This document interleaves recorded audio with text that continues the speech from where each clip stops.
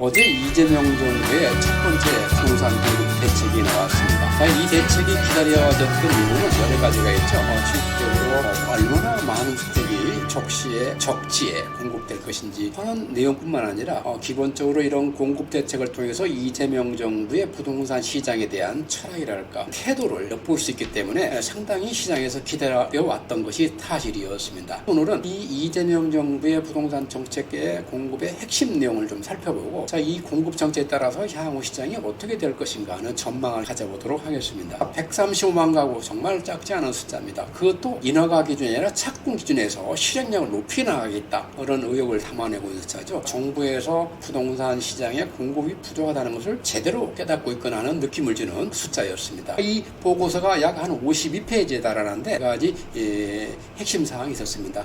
첫 번째 사항은 무엇보다도 과거 정부와 달리 현 정부는 주택이 부족하다는 것을 절절하게 인정하고 있다는 것입니다. 그야말로 공인하고 있는 것이죠. 이거 시장에 대한 접근 방법이 상당히 달라질 수 있다는 것을 암시하는 내용이라 볼 수가 있는 것이죠. 두 번째는 우리가 부동산 공급이 항상 루틴하게 꾸준하게 진행되는데 이 부동산 경기에 따라서 민간 부분이 유축되거나 또 과당 공급이 나는데 그런 부분을 억제하기 위해서 이제 공공주도 공공 부분을 좀 더 강화시켜 나가겠다는 내용을 담고 있고요. 세 번째는 그래도 민간 부분이 이 주택 공급 시장의 핵심체이기 때문에 그 민간 부분도 원활해서 합리적이고 효율적으로 공급량을 늘려나갈 수 있도록 하겠다는 내용을 담고 있습니다. 네 번째는 좀 생각지 않았던 부분이라고 말씀드릴 수 있는데 감독기구를 설치하겠다는 것입니다. 그 전에도 감독기구 설치 말이 나왔지만 거기까지 가는데 이번엔 감독기구가 아주 공식화되고 실질적으로 법제화되어 있다라고 말씀드려 수 있겠습니다. 이 네 가지 사항은 하나씩 중심적으로 보는데 첫 번째는 우리나라 주택 부족 현상입니다. 확실하게 이번에 깨닫는 계기가 되길 바라겠습니다.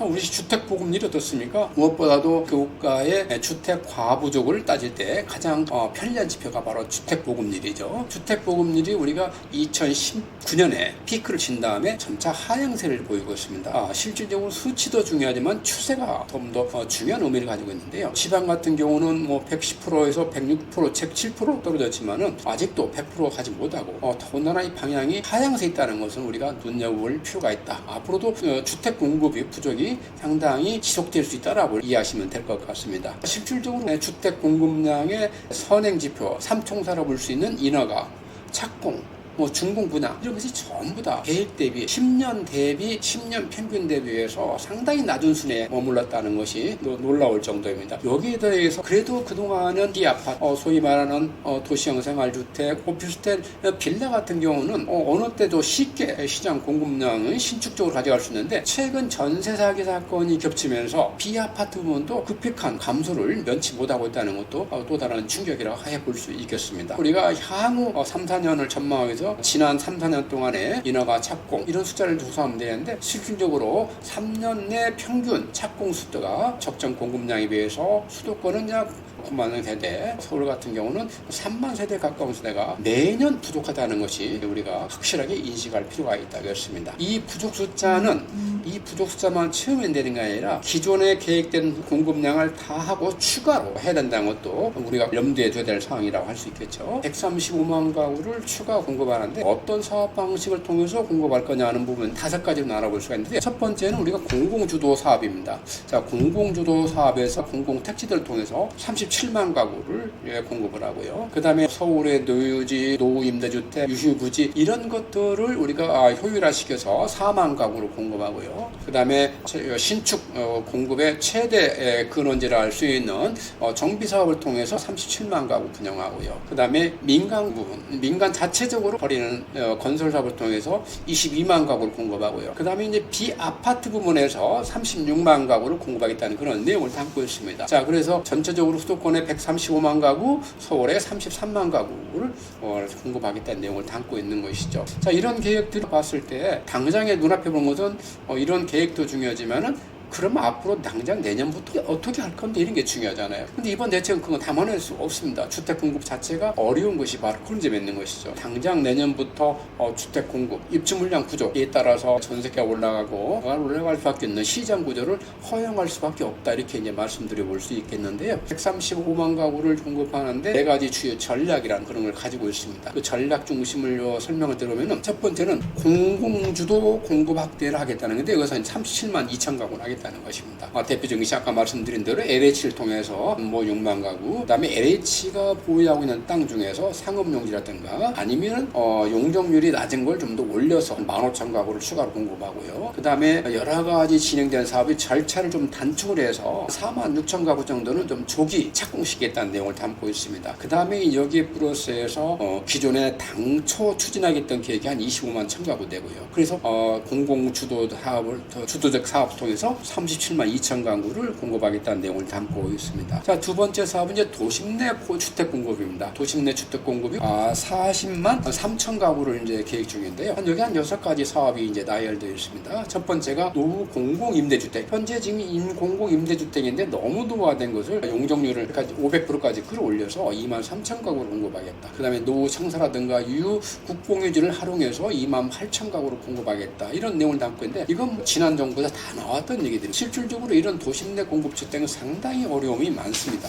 과거에 실패한 사례도 많고요. 여하튼 이번 공급 대책에 또 빠지지 않고 들어가 있는 것이죠. 그다음에 소규모 주택 사업을 활성화시켜서 18,000 가구를 공급했다는데 이런 부분은 유효하게 진행될 확률이 높다라고 생각하고 있습니다. 또 일기 신도시의 계획도시 정비에서 6만 3천 가구, 그다음에 재개발 재건축을 제도 개선해서 약 5년 동안 23만 4천 가구를 공급하고 그다음에 도심 공공 복합 사업을 통해서 한 5만 가구를 공급하겠다는 내용을 담고 있습니다. 여기서 하나 염두에 둘 것은 도심이라 그래서 소위 말하는 강남, 서초, 송파, 영모, 마용선 이런 지역이 아니란 얘기입니다. 그래서 실질적으로 해당 지역 자체는 매각이 있다 이렇게 이제 이해하시면 되기 바라고요. 그다음 세 번째는 이제 민간 주택의 공급 여건을 개선해서 22만 가구를 조기 착공토록 하겠다는 내용을 담고 있습니다. 그래서 민간에서 사업할 때 가장 애로사항이 규제 사항이죠. 그래서 규제를 완화하는데 이번에 나온 것은 절차를 좀 더 개선시켜서 신속하게 하겠다. 또 실제 현장에서 부딪힌 소음 기준 또는 학교 부지, 기부 체납 부지에 굉장히 사업성을 저하시킨 요소들인데요. 이런 것들도 좀 더 완화시켜서 한식으로 완화시켜서 공급량을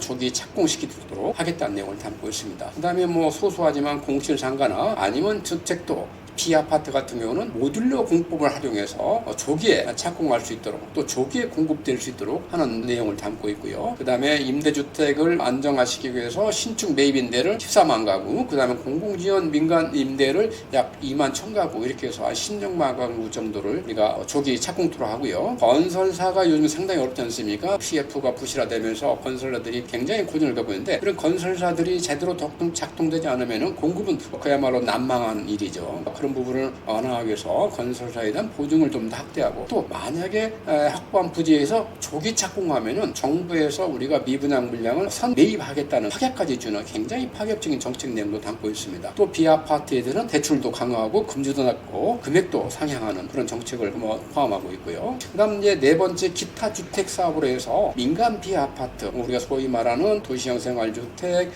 오피스텔 이런 걸 말하는 거죠. 거기서 35만 5천 가구를 공급하겠다는 내용을 담고 있습니다. 자, 이 기타 사업 35만 5천 가구는 새로 추가된 공급이 아니라 기존에 책정돼 있던 정책 내용이 그대로 여기에 추가됐다 이렇게 이해하시면 될 것 같습니다. 그 다음에 이제 아까 말씀드린 대로 부동산 시장의 감독을 강화하겠다는 내용인데요. 그 감독을 강화하기 위해서 특경대를 신설하겠다는 것입니다. 지금도 특경대 유사한 기구가 활동한 지가 몇 차례 됐지만은 이걸 상설화해서 수시로 부동산 시장의 관리 수준을 끌어올리겠다는 내용을 담고 있는 것이죠. 그 다음에 주택 매매 거래 신고할 여러 가지 증빙서가 다 첨부되지만은 실질적으로 계약금이 오고 갔는지 그 영수증까지 첨부토록 해서 매매 신고 절차를 강화하겠다. 그래서 허위 거래를 통해서 가격을 끌어올리는 그런 장난을 못 하겠다는 내용을 담고 있는 것이죠. 그 다음에 이제 세무조사를 강화하겠다는 내용인데 실질적으로 서울시나 경기도 국세청 말고도 지자체에서도 이 부동산 거래를 통한 세무조사를 상당히 강화하고 있습니다.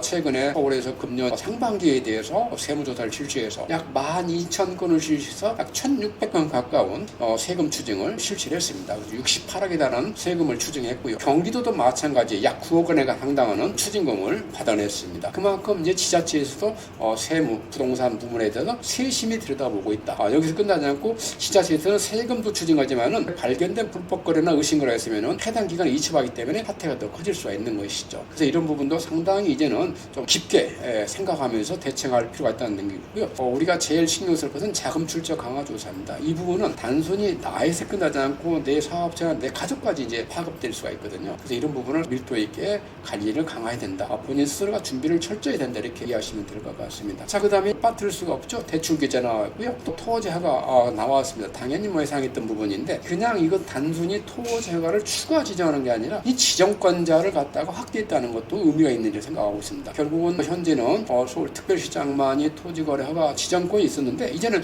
국무총리도 지정할 수 있도록 그런 권한을 부여하겠다. 앞으로 이 법제를 개정하겠다는 내용을 담고 있는 것이죠. 그래서 국토부에서 전체적으로 총괄적으로 보다 용이하게 이 부동산 시장을 컨트롤해 나가겠다는 내용을 담고 있는 것이죠. 그래서 52페이지라는 이 공급대책 내용을 차분히 읽어보면서 제가 느낀 게 한 두 가지가 있었습니다. 첫 번째는 이런 정책의 실효성은 여전히 의심이 된다. 또 정책 그대로 실행된다 하더라도 당장 눈앞에 있는 향후 2-3년 동안은 공급 부족은 피할 수가 없다. 두 가지 사실이고요. 그 다음에 정부 정책 자체가 시장을 미래를 향해서 가도록 하고 선도하는 개념이 없이 그냥 감독과 처벌, 현장에서 벌어지는 데 감독과 처벌에만 너무 치중하고 있다는 아쉬움이 약간 들었습니다. 실질적으로 이 정책을 통해서 우리가 한 두 가지 정도 좀 유의할 사항이 있는데요. 첫 번째는 신고가 거래, 새로운 거래, 기존의 신고가를 깨고 새로운 거래, 그 다음에 법인 자금 유용률, 자금 출처다. 이 세 가지는 상당히 세무당국이나 지자체에서 초미의 관심을 가지고 지보기 때문에 철저하게 증빙을 갖춰야 된다는 말씀을 드리고요. 우리 조상께서 굉장히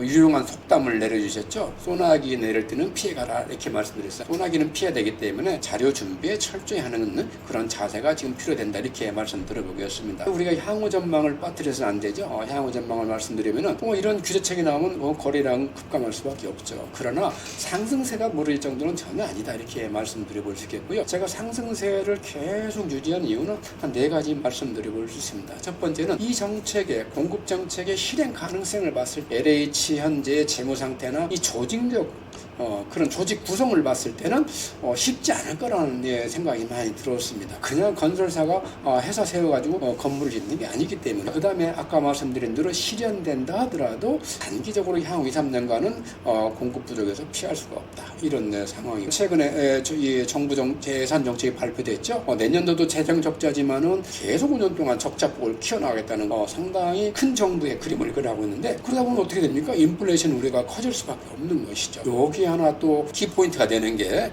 바로 금리 인하 추세입니다. 금리 인하가 당분간 지속될 수밖에 없는 이런 네 가지 구조적 틀 수 있기 때문에 저는 앞으로도 어떤 대책이 나와도 부동산 시장의 상승세는 무너지지 않을 것이다. 단지 그 속도의 완만한 정도 차이는 있을 수 있다. 이렇게 안내 말씀드리겠습니다. 자, 오늘은 어제 발표된 이재명 정부의 부동산 공급 대책 말씀드렸고요. 실질적으로 첫 번째 대책인 만큼 이재명 정부가 부동산 시장에 대해서 어떤 철학을 가지고 있는지 또 어떤 태도를 가지고 있는지를 엿볼 수 있는 중요한 대목이다 이렇게 말씀드리겠습니다. 부동산이나 세금에 대해서 궁금한 사항이 있으면 언제든지 연락 주세요. 감사합니다.